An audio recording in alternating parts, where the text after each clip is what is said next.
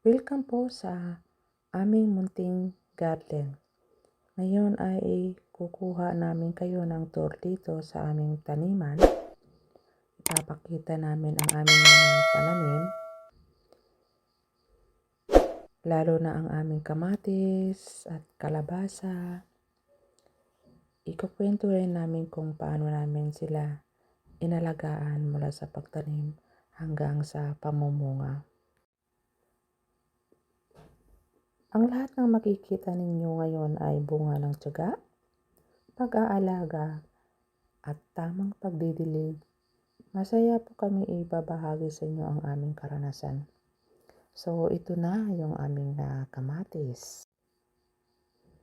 Alam mo po yung bataw, ayan siya. Di po to tayo sa aming taniman ng kamatis. So una po nagsimula kami sa buto. So ayan na yung mga pinaghirapan namin. So tignan nyo nga naman, ang daming bunga. Yan siya. Nakakatuwa lang at ay talaga namang nakita na namin yung pinaghirapan namin. So ayan yung kalabasa. Tignan nyo naman yung kalabasa. Oh. Sa sobrang init dito sa amin at nagyeyelo na yung kanyang dahon. Pero kahit ganyan pa man din ay maraming bunga yan. Sa mga sulok-sulok niya, mabuti na lang yung bunga niya ay nandoon sa hindi nyo makikita ang kanyang bunga pero nandiyan yan, yung mga bunga niya maliliit lang sila. Pero super na yan, malagkit. Napakalagkit yan, ang sarap ng kalabasa niya. Yan guys, diba? Pero yung lupa ay talaga naman matigas na matigas dahil wala masyadong ulan talaga dito. Nandyan pa yung bunga niya. Maraming bunga yung aming kalabasa. Tignan nyo guys, ayan. Yan yung aming kalabasa. So, kailangan talaga ng dilig yan.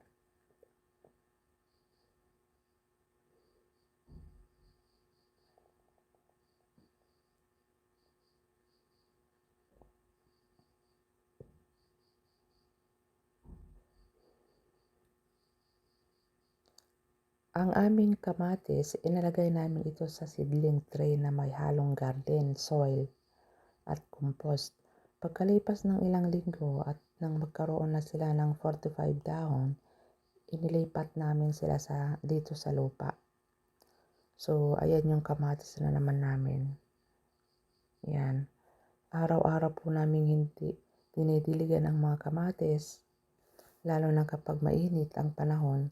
Hindi rin po dapat sobra ang tubig para hindi mabulok ang ugat. So, nakakatuwa sila sa kadami-dami nilang bunga. Tignan nyo guys. Diba? Naglalagay din kami ng organic fertilizer tulad ng compost para mas maging mataba ang lupa. Mahalaga po ito para na maging malusog ang halaman at mas marami ang bunga. Yan Alam nyo yung tipong pupunta ka sa garden at nakikita mo yung mga pinaghirapan mo. Tuwang-tuwa ka. Nandiyan na lahat. Pag gusto nyo maggulay. So, wala ka ng problema. Dahil pupunta ka na lang sa garden nyo. Mapapansin ninyo na may mga pat-utal ang aming kamatis. Ginagawa namin ito para hindi sila bumagsak. Kapag mabigat ng bunga, mas nagiging maayos din ang paglaki nila kapag may suporta. Tignan nyo guys, Picture-picture muna tayo dyan, yan. Tignan yung mga tangkay niya. Ang bigat niyan. Kaya natutumba sila.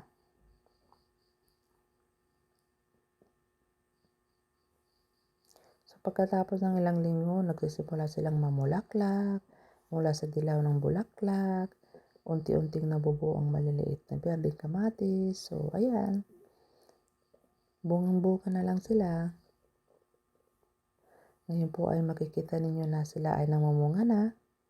Dati-dati maliliit pa sila nung unang tour ko dito. May mga berde pa at may mga hinog na pula na ibig sabihin, handa na silang anihin. So, yan.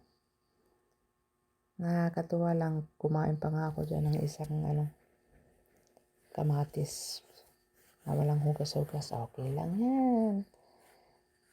Alam nyo guys, ang kamatis, yung mga yan, pag ganyan na hilaw, masarap iburo. Paborito kong iburo ang kamatis talaga. Sa pagtatanim ng kamatis kasi natutunan namin ang kahalagahan ng tiyaga. O yan o. Kakainin ko yan. Ang sarap niyan.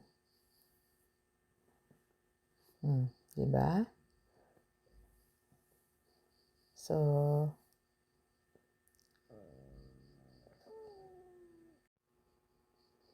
yan yung kamatis niya. Tignan nyo. Fresh na fresh. Masarap kainin din yung hilaw na yan. Yung mga hindi kumakain ng hilaw, subukan nyo. Masarap yan. Fresh pa yan, oh. So, dumako na naman tayo sa ating, yung ating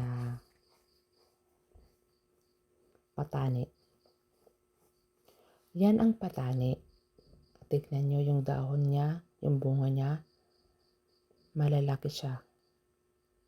Yan yung hinahalo natin sa ating pakbet.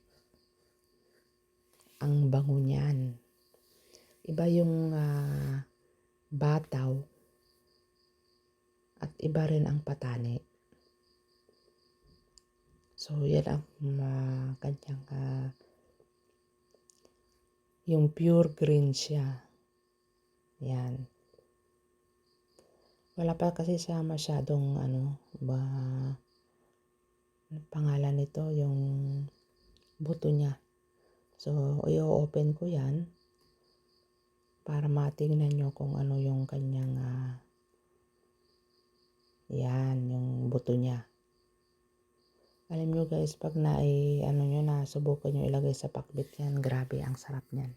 Ang bango.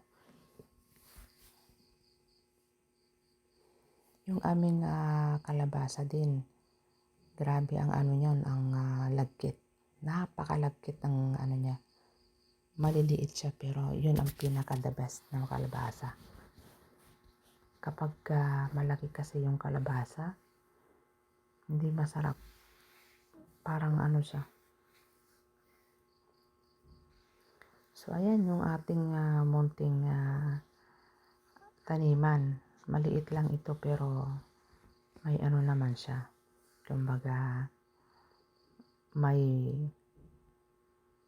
pinaghirapan naman din tayo, di ba? So, dumako naman tayo sa sitaw natin. Ayan yung sitaw natin. Alam nyo guys, yan talaga ang pagpakpit na sitaw. Yung native. Diba? Mas gusto ko kasi yung utong ata. Kitain nyo, nag-imas nga ipakpit dita. Dita talaga titunay na pangpakbit nga pati Ilocano. Ang daming bunga niya. Ang dapay silik. Oh. Kasi alam nyo guys, kapag matyaga ka lang talaga sa pagtatanim, hindi ka talaga din mawawalan talaga ng gulay sa probinsya.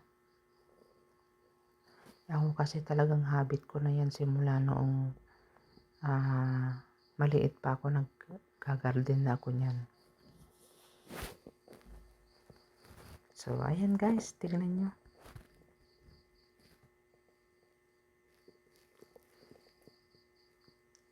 Ikot-ikot lang dyan.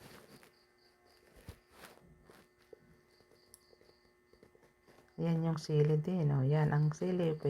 Pag magtinola kayo ng manok, yung dahon niya, pwede rin ilagay yan. Pampabango. with pangalan nito, papaya.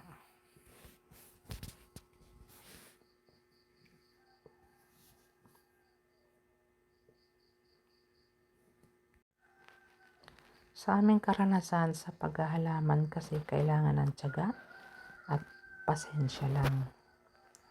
Hindi agad-agad ang bunga, kailangan tamang oras at pag-aalaga.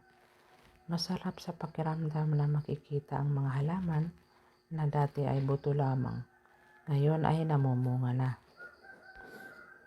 Nakakatulong din ang pagtatanim dahil nakakatipid sa pagkain. Sigurado kaming sariwa at walang chemical. Nakakabawas din ng stress. Alam nyo guys, talaga nakakabawas po yan. Pag mahilig ka sa garden at doon mo binubuhos yung mo, nakakabawas talaga ng stress. Kaya pag may problema kayo, pumunta lang kayo sa garden at mag-garden kayo. Subukan nyo guys.